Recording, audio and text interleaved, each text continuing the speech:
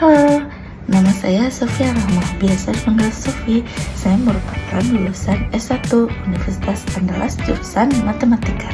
Di kuliah, saya sangat tertarik dengan bagaimana angka dan pola dapat membuat keputusan strategis. Karena ketertarikan itu membawa saya bekerja sebagai data analis di perusahaan retail farmasi. Setiap harinya saya mengolah data mentah menjadi insight yang berdampak langsung kepada operasional dan tim penjualan. Saat bekerja, saya suka memecahkan masalah-masalah kompleks, mengolah data, dan mempresentasikan kepada departemen terkait menggunakan bahasa yang lebih mudah difahami untuk kemajuan bisnis di perusahaan.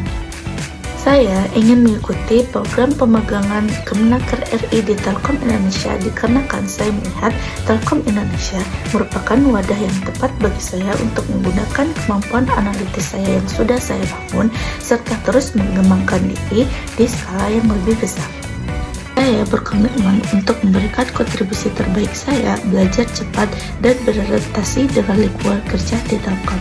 Kegiatan saat ini yaitu saya bekerja sebagai data analis di perusahaan retail farmasi, di mana setiap harinya saya berkolaborasi dengan departemen-departemen terkait dan juga memecahkan masalah-masalah yang ada dengan berkolaborasi dengan tim saya, lalu mengolah data yang ada dan juga memecahkan masalah tersebut menjadi insight yang menarik untuk departemen sebagai kemajuan perusahaan. Project menarik yang pernah saya lakukan yaitu saya pernah menganalisis data manpower di perusahaan saya.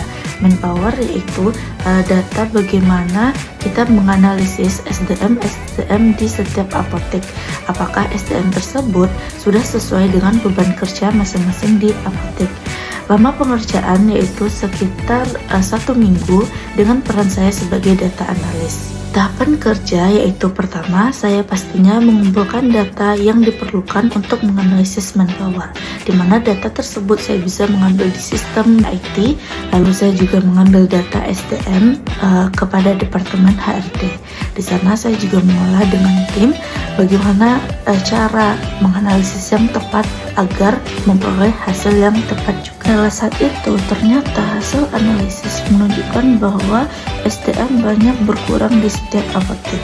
Lalu ditelaah lagi kenapa hasil analisis menunjukkan banyak sekali SDM yang kurang.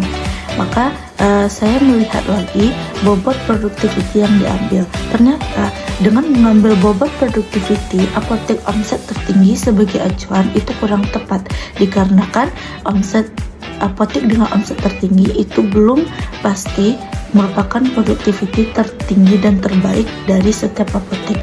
Maka solusi yang saya berikan yaitu mengambil bobot produktiviti dengan nilai tengahnya. Dikarenakan untuk produktiviti nilai tengah itu merupakan produktiviti yang pas, tidak terlalu overproduktif dan tidak terlalu kurang produktif.